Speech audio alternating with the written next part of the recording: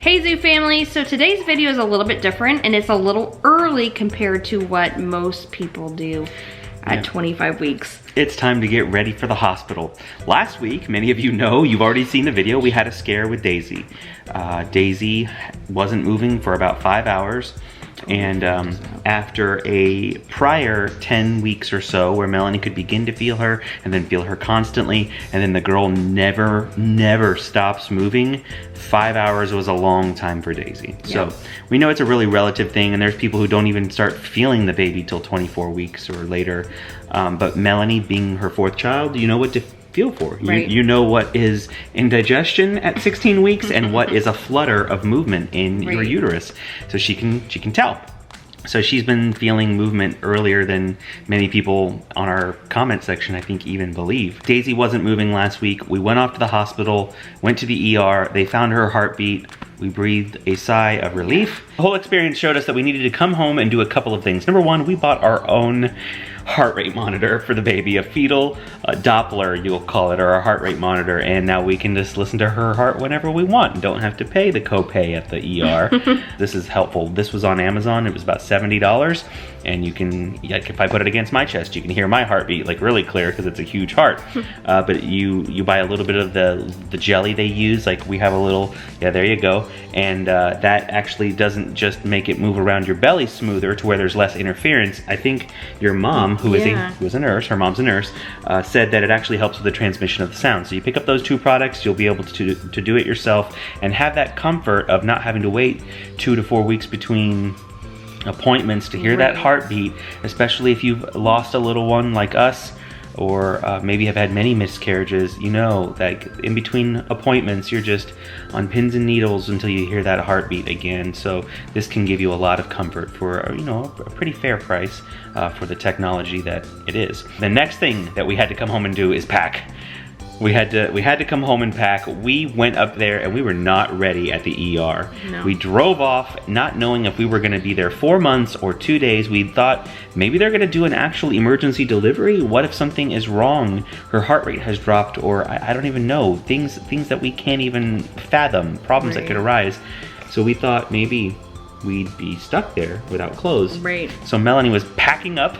As I drove home to come get her, she was packing up and we sped off, and I'm sure we didn't have everything. I know we didn't have everything. No, we didn't. So we're coming home and packing now. And Melanie has gone shopping to get a lot of the toiletries you need, as if you were going on a vacation. You bring those things with you. You don't rely on what you have in the drawer at home while you're packing.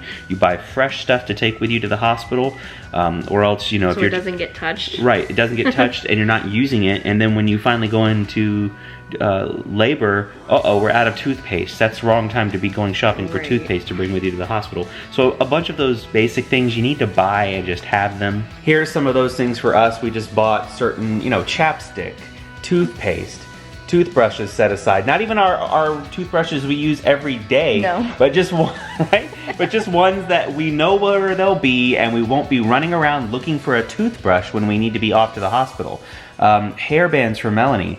How important is it for you to keep the hair out of your stinking face when you're giving birth? So hot. Right? You get hot, you get flustered, and then hair becomes annoying, right? Everything becomes annoying in transition. Literally, I was just telling Mike that we use the diffuser, the Young Living diffuser, and at some point in transition, like, I wanted it off. Like, I couldn't take the smell anymore. It was really it was really calming and really soothing for me.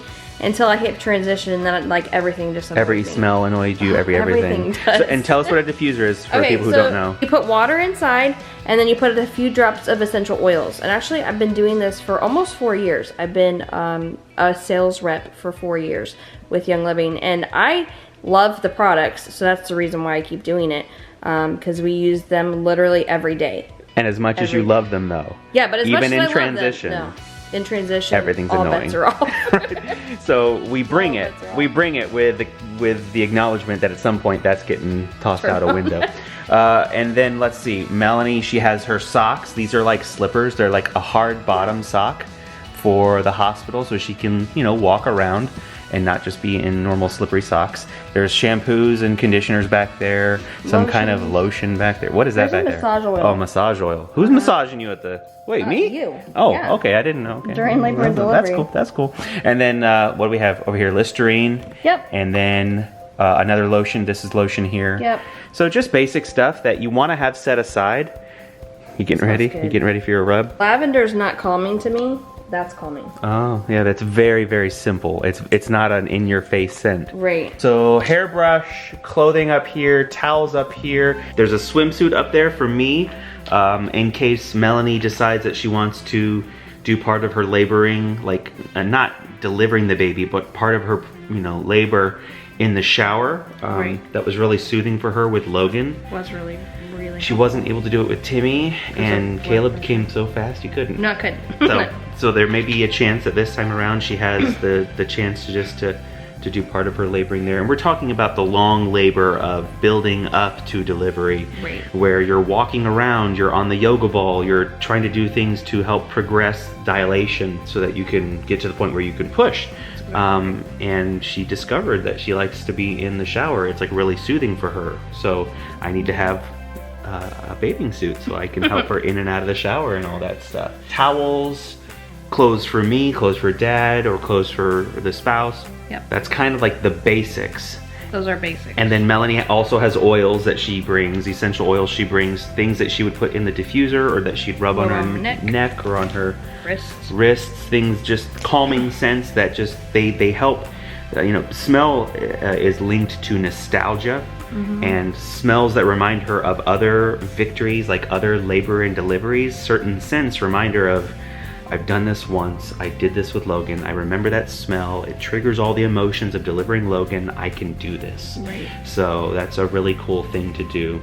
And then some of them are just, like the one called Stress Away, I put it on the back of my ears all the time, because that scent just makes me relax instantly. Yeah. We also have stuff for the baby, and that's what everyone really wants to see, I'm sure. Okay, here's a couple of outfits that we will bring to the hospital. These are not the quote-unquote take-home outfits, but these are outfits that we can use while we're at the hospital. You have to plan maybe we'll be there a little longer than expected. Right. These are outfits that we will use at the hospital. They're really cute. I forget who bought those, but we're bringing those to the hospital. So cute.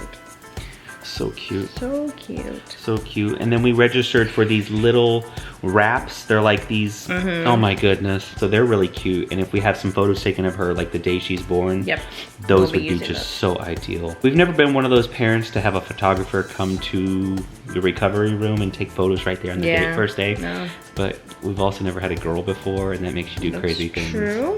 It makes you do crazy cute things. But when you don't, like when you go in not wanting an epidural, like you look disheveled. You do? Yeah, you just look disheveled. Bless you.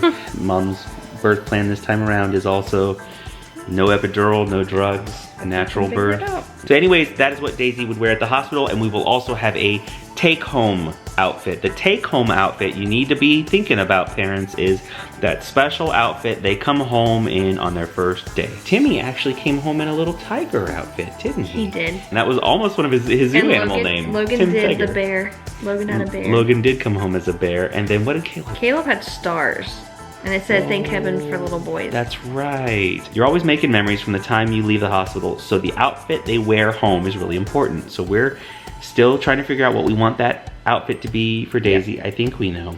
But you'll see closer to the date. That'll be another little surprise. Don't forget, if you are going to deliver a child, you need to take them home in something. Don't leave the car seat at home. This is precious little Daisy's car seat. It's understated, a lot of grays like in her room, but then these beautiful little pops of flowers. Oh, we just love it so much. Daisy and Chloe would have both basically had identical ones. We had to pick the thinnest brand because we needed to be able to fit 2 car seats into our truck without having to go to one of these 18-passenger bus trucks. Now we have this one, and it's a little wider, and I think it has a little bit of a better rating, and it has the extra padding that can come out later as she grows, but it's perfect for her now while she's an infant. I mean, can't you just see her? Can't you just already see her there? How long do we have, Mom? Well, the safe zone is like 32, 34 weeks. Right. 37, her lungs would be fully developed. Right. So that's really the safe zone. 37 is the real, true deliver her and take her home safe zone. Right. If you have them before 37, they're probably going to have to stay in the hospital a bit of an extended time. We are shooting for 37, and for us, that is November. That's Thanksgiving. That would be Thanksgiving. Or Boxing Day if you're in the UK. Like, she actually may be born on Boxing Day. Wouldn't she? The day after, it's the day after our Thanksgiving is Boxing Day. So she could end up being born on Boxing Day. I don't know what that means because I don't know a lot about Boxing Day. Tell me in the comments, all of our friends from across the pond.